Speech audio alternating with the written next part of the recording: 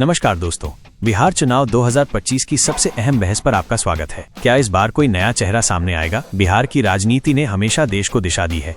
ये वो राज्य है जहां राजनीति सिर्फ सत्ता की लड़ाई नहीं होती, बल्कि सामाजिक सोच, विचारधारा और बदलाव की असल परीक्षा होती है। आज हम चर्चा करेंगे कि बिहार की जनता क्या वाकई बदलाव चाहती है, और अगर हाँ, तो क्या कोई नया चेहरा उनकी उम्मीदों पर खरा उतर पाएगा? अगर इतिहास को देखें तो बिहार की राजनीति में बड़े चेहरे लंबे समय तक छाए रहे हैं। लालू प्रसाद यादव, जिन्होंने मंडल आंदोलन से सामाजिक न्याय की बात को जमीनी स्तर पर पहुंचाया। नीतीश कुमार, जिन्होंने कानून व्यवस्था और विकास के मुद्दे को केंद्र में रखा। इन दोनों नेताओं ने बिहार की राजनीतिक दिशा को दशकों तक तय किया। लेकिन अब वक्त बदल रहा है, जनता के मुद्दे भी बदल रहे हैं। 2025 का चुनाव पहले जैसा नहीं है। अब जनता जाति, धर्म या चेहरे नहीं, बल्कि काम और नतीजे देखना चाहती है। नीतीश कुमार आज भी राजनीति के अनुभवी और समझदार नेता माने जाते हैं, लेकिन बार बार के गठबंधन और राजनीतिक यू टर्न ने उनकी छवि को कुछ हद तक प्रभावित किया है। उनकी विकास की छवि अब उम्र और गठबंधन की जटिलता में उलझती नजर आती है। वहीं दूसरी तरफ तेजस्वी यादव हैं, जो अब पूरी तरह से लालू यादव की राजनीतिक विरासत को संभाल रहे हैं। वे खुद को एक युवा रहे हैं और उन्हें युवाओं का एक बड़ा वर्ग पसंद भी करता है, लेकिन अभी भी कुछ लोग उन्हें अनुभव की कसौटी पर तौलते हैं। सवाल यही उठता है,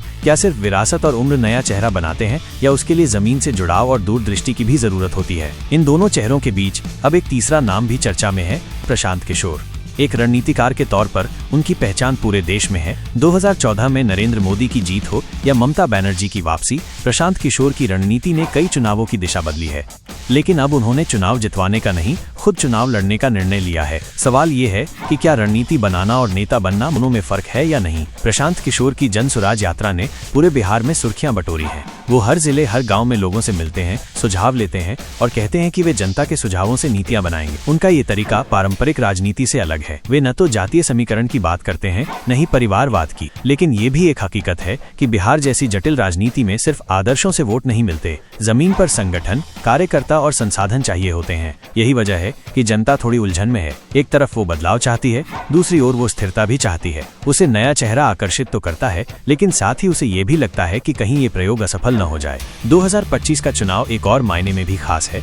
माइनस इस बार बड़ी संख्या में युवा वोटर पहली बार मतदान करेंगे। वे किसी जातीय सोच से नहीं, बल्कि विकास और रोजगार की सोच से प्रेरित हैं। वे सोशल मीडिया पर एक्टिव हैं, जानकारी रखते हैं और नेताओं से सवाल पूछने लगे हैं। तेजस्वी यादव सोशल मीडिया पर काफी सक्रिय हैं। उनकी रैलियों में भीड़ आती है, युवा उन्हें सुनते हैं, लेकिन वे अभी भी लालू यादव की छाया से पूरी तरह बाहर नहीं निकल पाए हैं। प्रशांत किशोर युवाओं के बीच बातचीत की नई शैली लेकर आए हैं, लेकिन उन्हें संगठन और पहचान की अभी जरूरत है। और नीतीश कुमार अब धीरे धीरे बैकफुट पर दिख रहे हैं, जहां अनुभव तो है, लेकिन नई ऊर्जा की कमी महसूस होती है। अब बात करते हैं जनता की। जब हम गांव-गांव जाकर लोगों से बात करते हैं, तो एक चीज साफ होती है, जनता अब बहानों से नहीं, परिणामों से बात करती है। एक किसान कहता है, हम नया चेहरा चाहते हैं, लेकिन ऐसा जो सिर्फ बोलता न हो, काम भी करे। एक छात्र कहता है, सिर्फ फेसबुक से नेता नहीं बनते, हमें ऐसा चाहिए जो रोजगार दिला सके। यही असली परीक्षा है। नया चेहरा जब तक उसमें भरोसा न हो, और पुराने चेहरे तब तक नहीं बचेंगे जब तक वे जनता की उम्मीदों पर खरे न उतरे। बिहार की राजनीति में इस समय एक परिवर्तन की लहर तो जरूर है, लेकिन वो कितनी तेज है, ये कहना अभी जल्दबाजी होगी। हाँ, संकेत जरूर है कि अगर कोई नया चेहरा जनता से सीधे जुड़ता है, मुद्दों को समझता है और भाषणों से ज्यादा काम पर भरोसा करता है, तो वो इस बार बाजी पलट सकता है। बदलाव की शुरुआत जनता करती है, नेता नहीं। और बिहार की जनता बार बार ये दिखा चुकी है कि जब वो ठान लेती है, तो किसी भी पुराने समीकरण को बदल देती है। तो अब सवाल आपके सामने है, क्या बिहार को 2025 में एक नया चेहरा मिलेगा, या फिर वही पुराने नेता नए वादों के साथ लौटेंगे? आप क्या सोचते हैं? नीचे कमेंट में हमें जरूर बताइए। वीडियो पसंद आया हो तो लाइक करें, चैनल को सब्सक्राइब करें और अगली आवाज में फिर मिलते हैं। तब तक के लिए जय हिंद, जय बिहार।